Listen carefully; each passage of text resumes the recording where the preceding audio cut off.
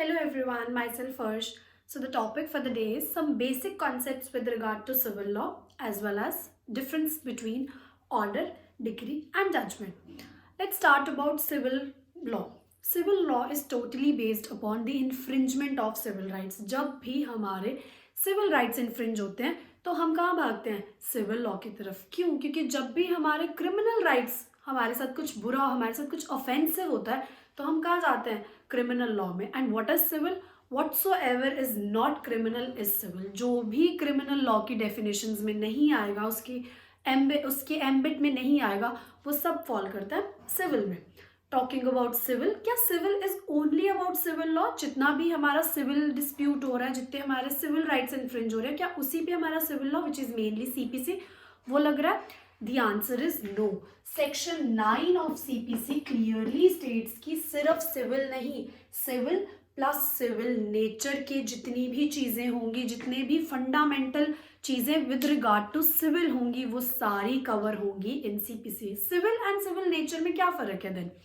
Civil is specifically जो हमारे पास इन CPC है, and then civil nature is anything जिसकी फंडामेंटल क्वालिटीज सेम है सिविल जैसी, which is similar with respect to civil. जो सिविल जैसा है, सिविल नहीं है exact, but it is somewhat with regard to civil only, उसके जैसा ही है. ऑफकोर्स वो क्रिमिनल में नहीं आता, वो भी हमारा सिविल लॉ में कवर होगा. तो इन दोनों चीज़ों को देखता है हमारा civil law which is CPC. Now the another thing इस सिविल लॉ का एंड प्रोडक्ट हमेशा रेस्टिट्यूशन इंटेग्रम होता है, which means restoration to original claim या ओरिजिनल स्टेट. जो भी रिस्टोर कर दो, किसमें? ओरिजिनल स्टेट में, जैसे था वैसे कर दो. जबकि क्रिमिनल में क्या होता है हमारे साथ? हमारा क्रिमिनल का एंड प्रोडक्ट हमेशा पनिशमेंट होता है. सिविल में ये कॉन्सेप्ट नहीं है. सिविल में वी हैव एंड रिजल्ट्स में रेस्टिट्यूशन इंटेग्रम, विच मीन्स जो जैसा था उसे वैसा किया जाए. जिसका भी राइट था, जिसका भी इन्फ्रिंज हुआ राइट, उसको वो राइट वापस दिया जाए. This is with regard to कि आपका CPC कैसे. एक और मेजर फैक्टर जिसमें बहुत सारे लोगों को कन्फ्यूजन रहती है, दैट इज कि ऑर्डर्स एंड सेक्शंस में क्या डिफरेंस है. सेक्शन आपका सब्सटेंटिव पार्ट है CPC का.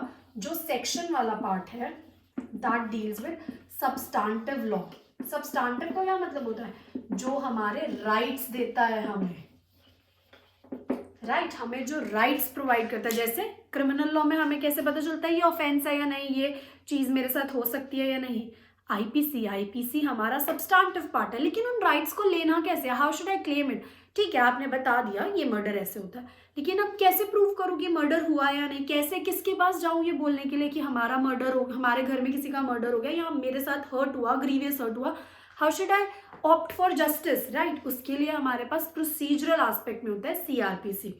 CPC में, सिविल लॉ में हमारे पास जो हमें राइट्स देता है वो है आपका सेक्शंस वाला पार्ट, एंड जो हमें उस राइट्स को जस्टिस तक ले जाने में हेल्प करता है, वो अचीव करने देता है, प्रोसीजरल एस्पेक्ट्स बताता है, विच इज प्रोसीजरल पार्ट, वो आपका होता है ऑर्डर्स वाला सेगमेंट.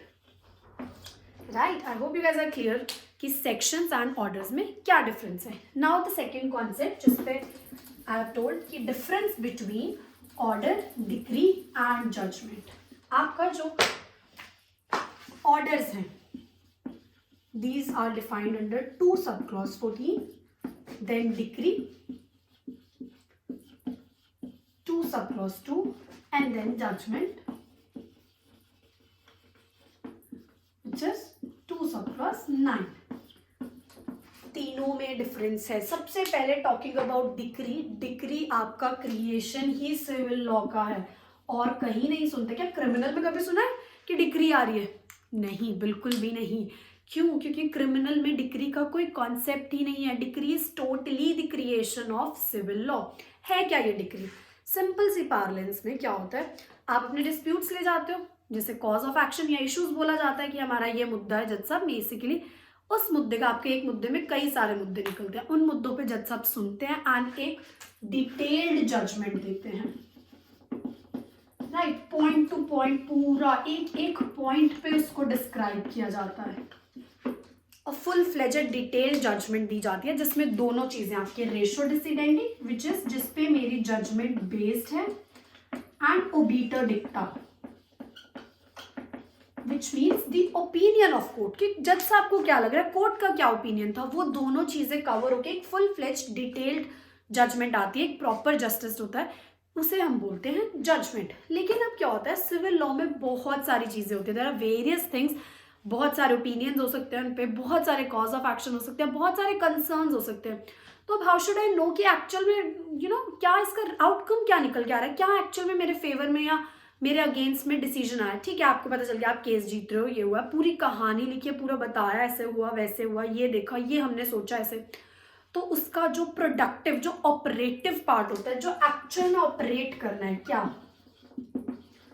से फॉर एग्जाम्पल एक प्रॉपर्टी का कंसर्न था कि ये प्रॉपर्टी किसको मिलेगी, इसमें पूरा लिखा ये प्रॉपर्टी ऐसे थी, फिर इसको दी, फिर उससे आई, फिर इसके ये एविडेंसेस लगे, हमें ऐसा लगा, ये सारी चीजें, and at the end we get to know कि वो प्रॉपर्टी मिस्टर ए जिन्होंने क्लेम किया था वो जीत गए हैं।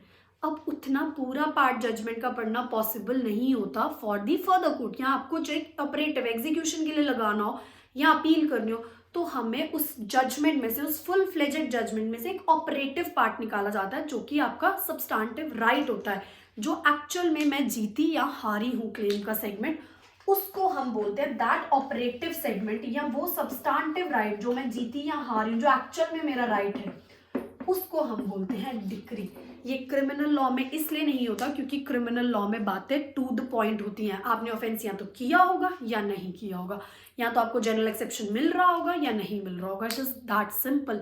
सिविल लॉ में ऐसा नहीं होता, बहुत सारी चीजें चल रही होती है, right. So in order to bring that operative part out of a judgment, हम उसे बोलते हैं decree. Decree is always upon your substantive right, मेरे एक्चुअल राइट पे, जो मेरे राइट मुझे सिविल लॉ ने दिए हैं, उस पे जो जजमेंट आएगी दैट इज योर डिक्री। तो decree comes out of judgment only, पहले जजमेंट आएगी, उसमें से ऑपरेटिव पार्ट डिक्री होता है। टॉकिंग अबाउट ऑर्डर, ऑर्डर हमेशा प्रोसीजरल सेगमेंट्स पे होते हैं,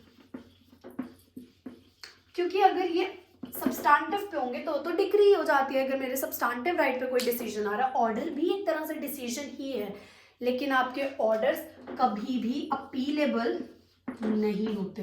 decrease are always appealable but orders are never appealable. Why? Because orders को same court, it is on procedure, procedure पे, जैसे स्टे, बेल, ये सारे क्या है आपके प्रोसीजरल एस्पेक्ट्स, इनके ऑर्डर्स होते हैं। हमारे बेल के ऑर्डर्स आते हैं, बेल की डिक्री नहीं आती कभी, जजमेंट नहीं आती, बेल ऑर्डर्स, स्टे के ऑर्डर्स, इंटरलॉक्यूटरी ऑर्डर्स, ये सारे वही सेम कोर्ट पास कर सकता है, वही विड्रॉ कर सकता है, वही ऑल्टर कर सकता है, वही चेंज कर सकता है।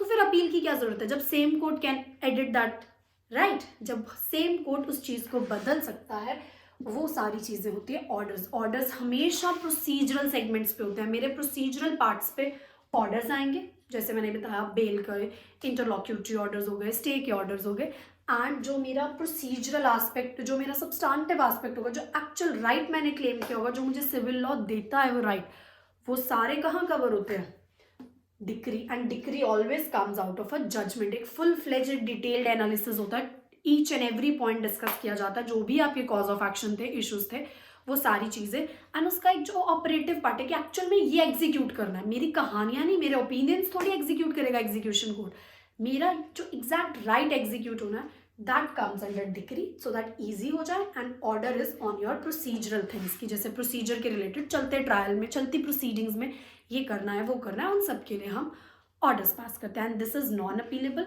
This is appealable because same court can not alter it, once a judgment will remain a judgment. अब उसका फर्दर स्टेप क्या होता है, appeal. I hope you guys are clear with regard to difference between order, decree and judgment. Also थोड़ा सा conceptual कि civil law deal किससे करता है। So if you guys have any doubt, नीचे कॉमेंट सेक्शन में लिख देना। एंड येस, अब हम सीपीसी की ही सीरीज पढ़ेंगे, फिर next on we'll take with res judicata का बेसिक सा overview, and of course you guys can also suggest me some topics, तो हम उसको भी कवर कर लेंगे, right. Thank you, have a nice day.